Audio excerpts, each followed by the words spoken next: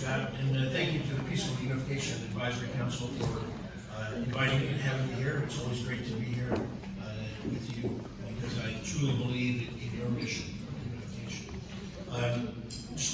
I'm here on behalf of the Center for Asia Pacific Strategy, a new think tank, nonpartisan think tank, which focuses on alliances throughout the Asia Pacific region. And I've served in many of those alliances in Japan, the Philippines, and 5 times in Korea. Of course, I'm partial to the alliance in Korea, our alliance there. And just let me introduce my president, Kim Lee-yoon, who is the president of the Center for Asia Pacific Strategy. So I'm here on her behalf. It is also great that we're here in the National Press Club because today is World Press Freedom Day. And it is fitting because the place with the least amount of press freedom is North Korea. So to all the journalists here, I commend the work that you do. As President Biden said, you are not the enemy.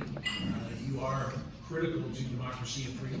And I hope that someday all of you can report from North Korea freely and in safety. I'd like to, it's difficult to follow Professor Cha, Professor Cho, because, and I am honored to associate myself with many of their remarks. But Professor Cha talked about strategic clarity, and so I'd like to start out with the strategic clarity which we received last week from President Yoon and President Biden. 26 words in the joint statement provide absolute strategic clarity. And let me just quote those words. The two presidents are committed to build a better future for all Korean people and support a unified Korean peninsula that is free and at peace. There's no better strategic clarity than that. And of course, no disrespect for the press here, no one has reported on those words. Everything is about the Washington Declaration, deterrence, but here is the strategic clarity, the guidance for the future. And it is, of course, your mission as the Peaceful Unification Advisory Council to achieve that. So those 26 words provide the strategic aim for the alliance until we achieve a free and unified Korea. They describe what we call the acceptable, durable political arrangement. It was actually identified in the Armistice Agreement, paragraph 60, the Korea question. The military commanders in 1953 knew that the military could not solve the problem on the Korean Peninsula. It takes a political solution and an answer, a solution to the Korean question. And the Korean question is the unnatural division of the Korean Peninsula. And so to solve the Korean question, solve the Korean problem, there must be unification. Unification will serve, protect, and advance the interests of South Korea and the United States, of the alliance. And most importantly, it will serve for the betterment of some nearly 80 million Korean people on the peninsula. They describe the end for which we should work and the ways and means to achieve that end. And these relatively few words provide guidance to the alliance. They offer hope to the Korean people, and they provide the solution to both the nuclear threat and the human rights abuses that are taking place in North Korea. And of course, they set the stage for a united Republic of Korea. You are okay, or you rock. Now, I'd like we've really covered the threats very well. And I think the biggest threat that we face now in this turbulent world is the threat to the rules-based international order. And we talk about South Korea and the United States, or some people criticize President Yoon for supporting the United States or aligning with the United States. But I think President Yoon is aligning with Korea's interests and Korea's values. And of course, one of those values is protection of the rules-based international order. If you read the Indo-Pacific strategy from Korea, they only mention China twice, but 12 times they mention protection of the rules-based international order. And of course, who is the threat to the rules-based international order? The revisionist powers of China and Russia, and the rogue revolutionary powers of Iran and North Korea. And I agree with President Yoon that he recognizes that Kim Jong-un, the Kim family regime, is the enemy. It is an enemy. We don't have a hostile policy towards North Korea. We have a deterrence and defense policy. It is North Korea that has a hostile policy towards South Korea. And so we must understand the assumptions that we have to make about the nature, the objectives, and the strategy of the Kim family regime.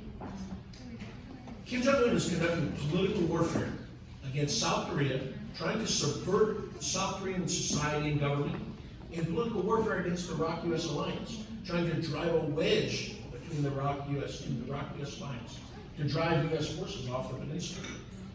The Washington Declaration was really a counter to that political strategy, because it should put to rest the debate about introducing nuclear weapons to the Korean Peninsula, South Korean development, or tactical nuclear weapons, that we are focused on extended deterrence. And in fact, the Washington Declaration, having served in NATO and in Korea, I can tell you that the nuclear consultative group is going to be far superior to the nuclear planning group in NATO.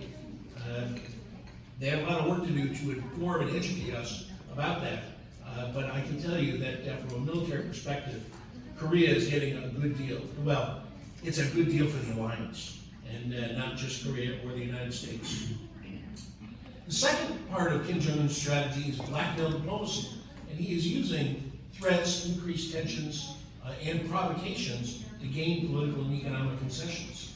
I mean, that's what he's trying to coerce South Korea and the United States into lifting sanctions and giving him what he wants, while allowing him to remain armed with nuclear weapons. The third line of effort is that he is developing advanced military capabilities for two reasons. One is that they support political warfare and blackmail diplomacy. All these provocations, threats, tests support that. Second is that he has designs on the Korean Peninsula to unify the Korean Peninsula under the domination of the guerrilla dynasty and gulag state of North Korea, the mafia-like crime family cult of the Kim family regime. And so this is really a hostile policy. This is the threat that exists. And again, the alliance has a deterrence and defense policy, not a hostile policy. And I think that it's time that we have to shift from a denuclearization first policy to a unification first policy. You know, we've always thought that first denuclearization has to happen, then unification. Frankly, I don't think that, and I think we all agree, Kim Jong-un has told us, and they put it into law, that they are not going to give up their nuclear weapons. You know, so we have to take a different approach. And that approach is really built on three things. But first, it must remain built on the rock-solid foundation of the ROK-US military alliance. We have to continue to develop our military capabilities to be ready for war. Because as President George Washington said, the best way to prevent war is to be prepared for it.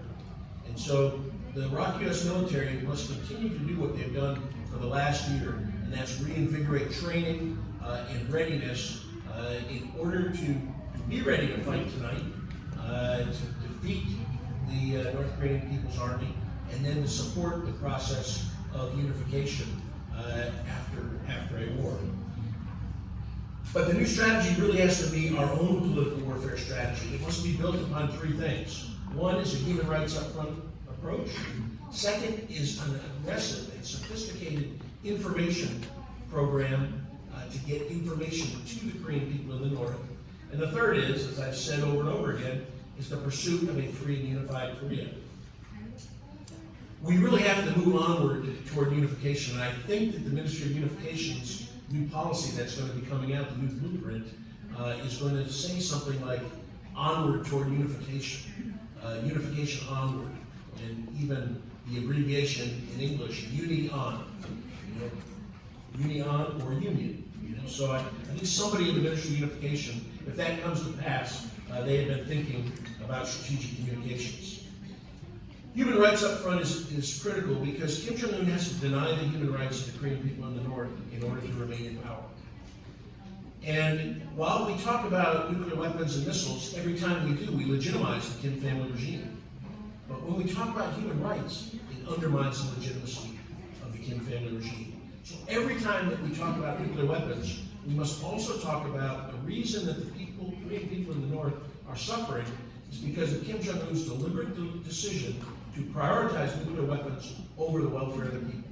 And President Yoon, President Biden, our ministers of defense have all said that if Kim Jong-un uses nuclear weapons, he will cease to exist.